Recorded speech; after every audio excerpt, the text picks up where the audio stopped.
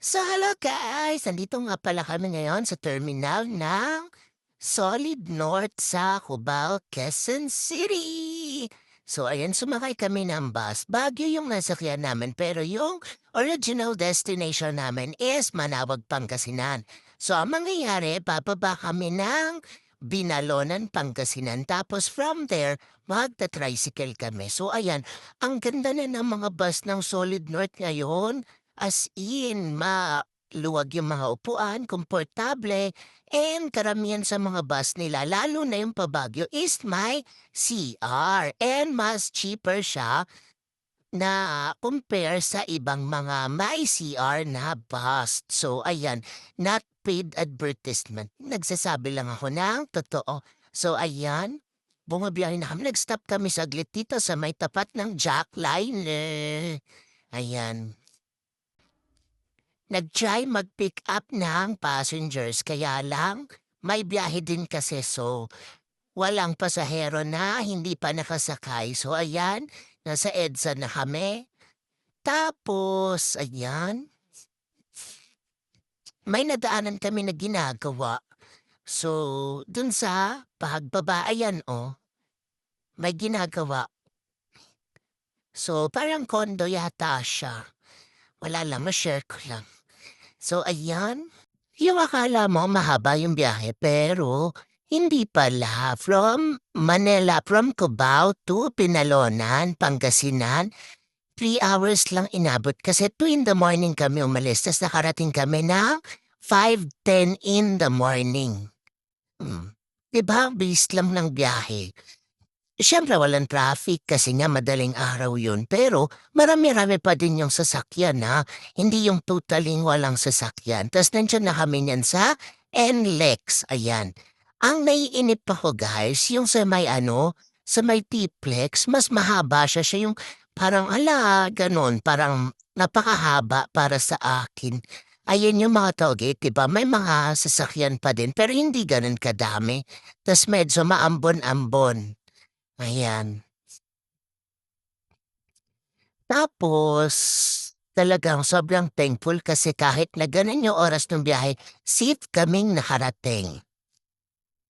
Ayan.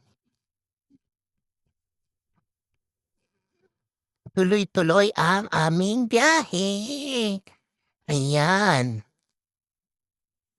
Mm. NLEX pa rin 'to guys.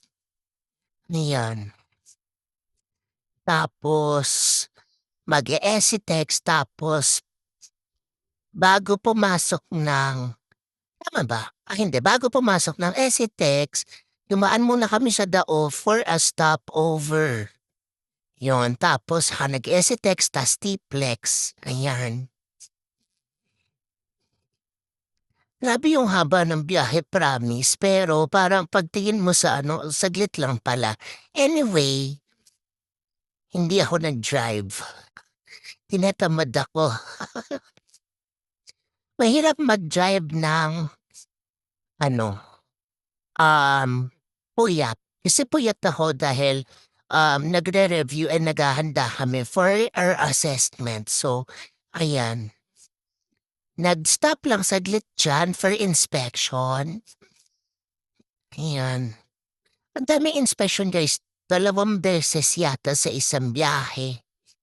So, ayan. Okay lang naman yon para sa company din nila yon. So, ayan na yata yung mag-stopover kami dito sa may Mabalacat. Ang sarap nung siopaw. Ang reklamo ko lang don sa siopaw is sobrang lamig. Ang lamig na sa bus, ang lamig pa ng siopaw pero hindi siya lumamig sa bus. Malamig siya talaga nung binili. Masarap siya.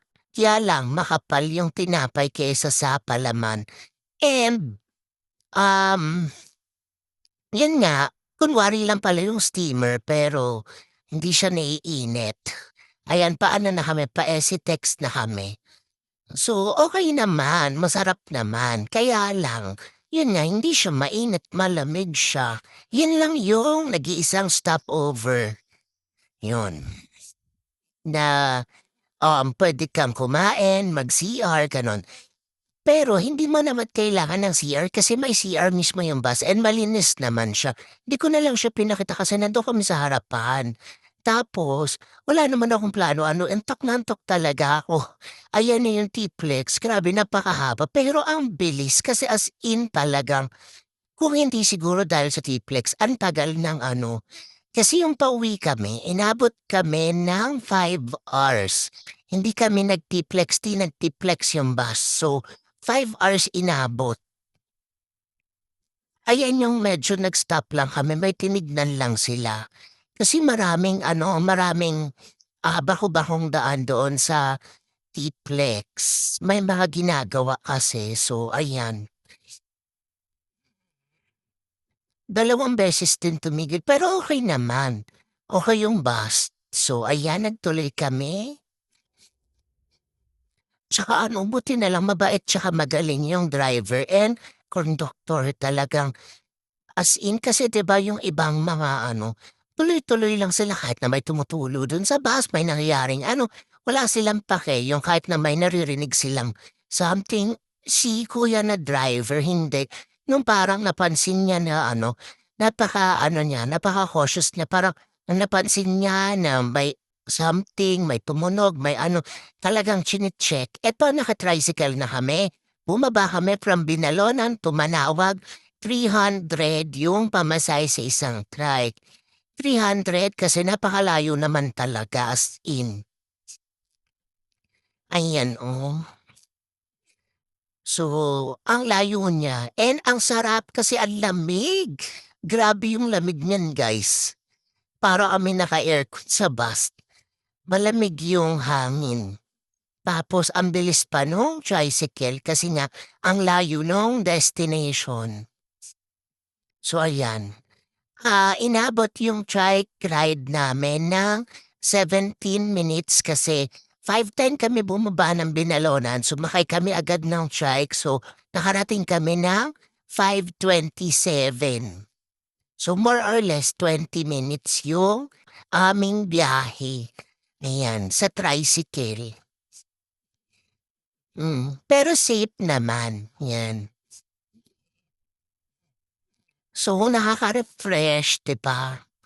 Masarap mag-trike ride ng ganitong sariwang hangin lalo na 'pag galing ka ng Manila, na sa Manila kahit mabilis yung tricycle hindi sariwang hangin yung bawi mo kundi maraming usok ng sasakyan, ayan, ang Our Lady of Manaoag. Diyan kami nag-church. So eto yung paakyat kami dun sa may likod para mag-pray, 'yan. Ayan. Eto na yung nandun na kami sa bus station ng Solid North. So ayan, pauwi na kami diyan. Nag-aantay kami ng bus, yun lang, bye.